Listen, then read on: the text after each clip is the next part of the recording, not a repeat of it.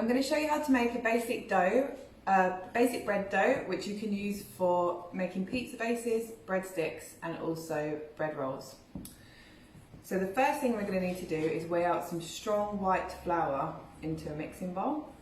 And I'm going to put that to one side while I get my water element ready of my dough. So the ingredients that you'll need to make this are going to be on the site alongside this video. So I'm going to add some dried yeast into some lukewarm water. So when I say lukewarm, not lukewarm actually, sorry, kind of warmer than lukewarm, warm to the finger, but not hot, hot. If we put yeast into really hot water, it will stop the yeast from working, it will kill the yeast and it won't make our bread rise. So I'm going to go in with some yeast.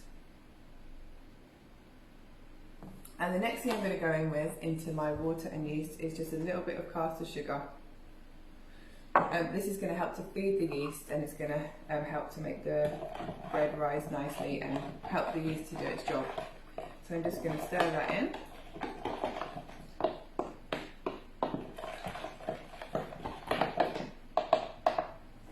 And I'm also going to add my olive oil into the water mixture as well.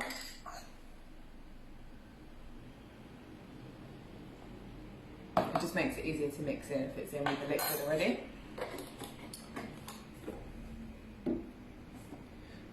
And then into my flour, I'm going to go in with a pinch of salt. Pinch of salt and just break that up into there. And give it all a really good mix. So the basic amounts for this recipe is, it would be, for one pizza base, you would need 100 grams of strong white flour, half a teaspoon of yeast, and 65 ml of water, along with half a teaspoon of olive oil.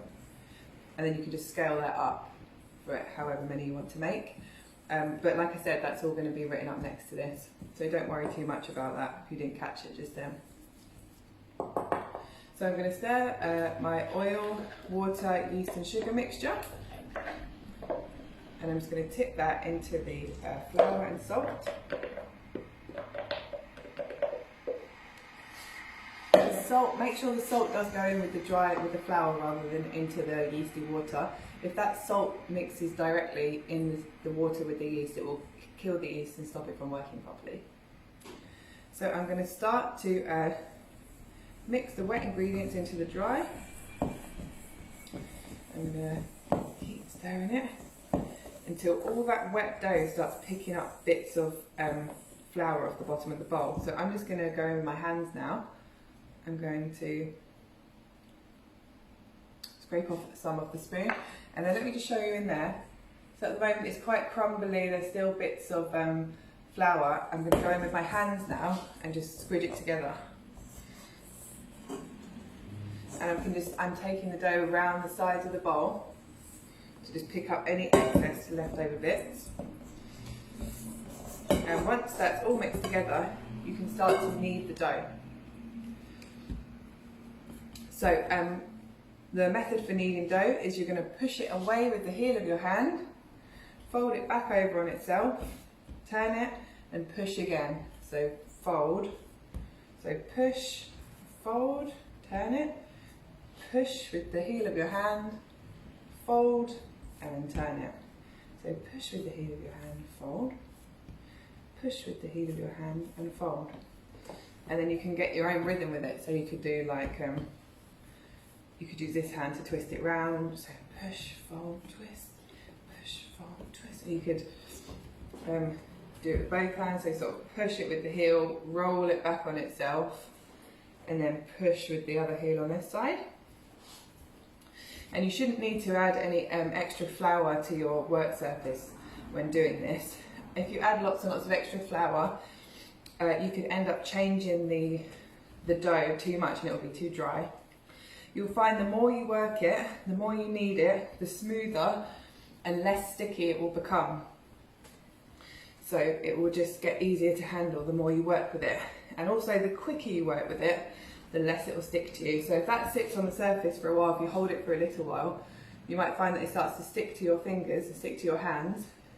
But if you work it quickly, it will be less sticky. And you're going to knead this dough for about 10 minutes. If it's only a very, very small amount, maybe a little bit less.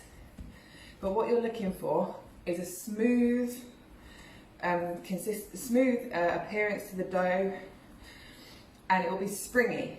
So you've kneaded it so much, you've made the gluten in the flour become springy. If you wanted to, you could substitute some of the strong white flour for spelt flour, so maybe like a quarter for spelt flour, or malt house flour. Just make sure that whatever you're subbing in is suitable for bread. So I'm going to keep going with this. If you get any bits of dough stuck to your hands from when you mixed it, you can rub your hands together and that will help get any excess bits of dough off. I'm going to keep kneading. There's another quite fun kneading method if you fancy it. It's a bit noisy. You could bash the dough like this and that stretches it out back on itself. Stretch it down, fold it back. I prefer this way. So I'm going to go with mine a little bit longer. And I'm just going to stop to show you what we're going to start looking for. So if you bring it round, fold it round into a ball. I'll come a bit closer and show you what we're looking for. So we're looking for a springy, for it to be springy. So I'm just going to put a little bit of flour on my finger here, and I'm going to gently press the dough. And I don't know if you can see that, but it springs back up. You can see that.